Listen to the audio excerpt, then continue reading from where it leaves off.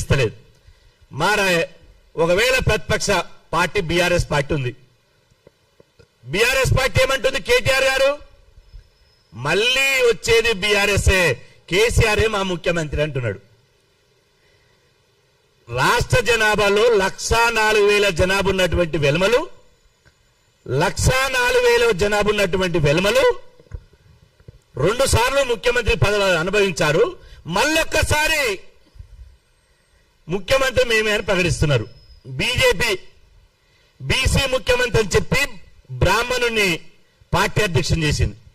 BC ముఖ్యమంత్రి అని చెప్పి కిషన్ రెడ్డి గారిని, రెడ్డి సామాజిక వర్గానికి సంబంధించిన కిషన్ రెడ్డి గారిని కేంద్ర మంత్రిగా చేసింది. ఇవాళ బీజేపీ కూడా బీసీని ముఖ్యమంత్రి చేసే పరిస్థితి లేదు. కనీసం బీసీ ముఖ్యమంత్రి కాదు, ఫ్లోర్ లీడర్గా బీజేపీ ఎవరికి ఇచ్చింది? మహేశ్వర్ రెడ్డికి ఇచ్చారు. కాంగ్రెస్ పార్టీ నుంచి వచ్చినటువంటి అగ్రకుల సామాజిక వర్గానికి సంబంధించిన మహేశ్వర్ రెడ్డికి ఇచ్చింది. అంటే ఏ పార్టీలు కూడా ఇప్పుడున్న పార్టీలు బీసీ ఎస్సీ ఎస్టీల కనీసం వాళ్ళకు ప్రాతినిధ్యం కల్పిస్తామని చెప్పలేదు. ఇక రాజకీయంగా వదిలిపెట్టు. 2,50,000 ఉద్యోగాలు భర్తీ చేస్తున్నారు తెలంగాణ. మా తెలంగాణ రాష్ట్రం వస్తే మా కొలువులు మాకు కావాలన్నారు. కొలువులు ఇచ్చారా? 2,50,000 ఉద్యోగాలకు ఎన్ని ఉద్యోగాలు భర్తీ చేశారు? శ్వేతపత్రం విడుదల చేస్తారా? ఈ 12 సంవత్సరాల్లో తెలంగాణ బిడ్డలకు ఎంతమందికి ఉద్యోగాలు ఇచ్చారో చెప్తారా? శ్వేతపత్రం విడుదల చేయండి. చేసే దమ్ము లేదు, ఎందుకంటే కొలువులు కూడా ఇయ్యలే. అదేవిధంగా ఇక్కడ లాజిక్ ఏంటంటే, ఇప్పుడు ఆంధ్ర తెలంగాణ పేరుతోటి బీసీ ఎస్సీ ఎస్టీలు కొట్లాట పెట్టుకోవాలి. మరి ఎవరికి ప్రయోజనం?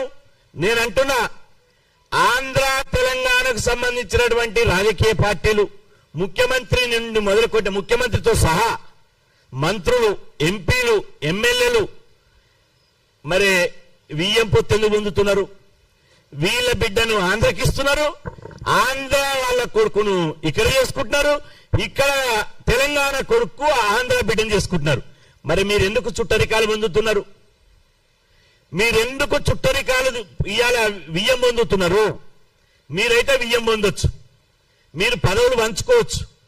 అదేవిధంగా కాంట్రాక్టర్లు, మెగా కృష్ణారెడ్డి ఎవరు? ఇప్పుడున్నటువంటి కాంట్రాక్టర్ల లిస్టు ఇస్తే నా దగ్గర లిస్ట్ ఉంది. ఇప్పుడున్నటువంటి అత్యంత 20 మంది బడా కాంట్రాక్టర్లు 18 మంది ఆంధ్ర కాంట్రాక్టర్లే. 18 మంది ఆంధ్ర కాంట్రాక్టర్లే.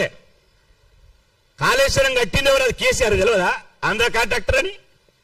మరి తెలంగాణ ఆంధ్రలో ఉన్నటువంటి ఇవాళ కాంట్రాక్టర్ వాళ్ళు తెలంగాణ అగ్రకులాలు కాదా? తెలంగాణ అగ్రకులాలు ఆంధ్రలో కాంట్రాక్టర్ చేస్తలేరా? మీరు కాంట్రాక్టులు చేయొచ్చు, మీరు వియ్యం పొత్తు కయ్యం పొత్తు ఉండొచ్చు, ఎవరికి ఇచ్చిపుచ్చుకోవచ్చు, మీరు వాళ్ళ పెళ్లికి వీలు పోవచ్చు, వీళ్ళ పెళ్లికి వాళ్ళు పోవచ్చు. ఇప్పుడు మళ్ళీ తెలంగాణ వచ్చిన 12 సంవత్సరాల తర్వాత ఎస్సీ ఎస్టీ బీసీలకు ఉద్యోగాలు ఇవ్వరు, పదవులు ఇవ్వరు, బడ్జెట్ ఇవ్వరు, స్కీములు ఎత్తేస్తారు, పేద విద్యార్థుల పీకలు విసికేస్తారు. మళ్ళీ ఇప్పుడు తెలంగాణ సెంటిమెంట్ పేరుతోటి రాజకీయాలు చేస్తారా? బిడ్డ, మేము అంటున్నాం, మీ సెంటిమెంట్ రాజకీయాలు బంద్ చేయండి. దయచేసి తెలంగాణ ఉద్యమం పేరుతో మా కొంతమంది మా బహుజన బిడ్డలు మా తెలంగాణ అంటున్నా. తెలంగాణ రాకముందు మీరు ఎట్లా ఉన్నారో తెలంగాణ వచ్చినాక మీరే ఉన్నారు, అట్నే ఉన్నారు. మీకేమైనా పదవి వచ్చిందా? కాంట్రాక్ట్ వచ్చిందా? కార్లు వచ్చినాయా? బంగ్లాలు వచ్చినాయా? ఏమొచ్చినాయి? ఏమి రాలే మీకు. అయినా మా తెలంగాణ ఎస్, మనం తెలంగాణ బిడ్డలం. మన తెలంగాణ అస్తిత్వాన్ని, తెలంగాణ ఆత్మగౌరవాన్ని కించపరిస్తే ఎవ్వడిని వదిలిపెట్టేయలేదు. అదే సమయంలో తెలంగాణలో బహుజనులకు, బీసీ ఎస్సీ ఎస్టీలకు ఏం ఒరిగిందో ఒక్కసారి ఆలోచన చేయాలి. ఆలోచన చేయకపోతే మళ్ళీ బహుజనవాదం మరుగున పడేటువంటి పరిస్థితి ఉంది. ఇప్పుడున్నటువంటి బీసీలలో వస్తున్నటువంటి చైతన్యాన్ని కనుమరుగు చేయడానికి ఇది ఒక కుట్ర. బీసీ వాదాన్ని పక్కదారి పట్టించడానికి ఇది ఒక కుట్ర.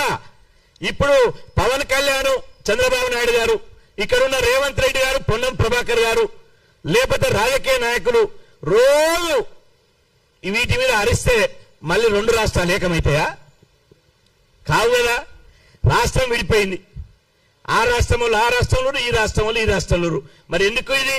అంటే ఎవరిని మోసం చేస్తారు, ఎవరిని మభ్య పెడతారు, ఎవరిని ఇవాళ నేను అంటున్నా, ఆంధ్రప్రదేశ్ రాష్ట్రంలో బీసీ సప్లాన్ ఉంది, తెలంగాణ రాష్ట్రంలో బీసీ సప్లాన్ ఏది? తెలంగాణ రాష్ట్రంలో బీసీ సప్లాన్ ఏది? తెలంగాణ రాష్ట్రంలో బడ్జెట్ ఏది? బీసీల వాటా ఏది? బీసీలకు పదవులు ఏవి? కాబట్టి ఈ సెంటిమెంట్ అనేది ఇది మనకి మనం ద్రోహం చేసుకోవడమే.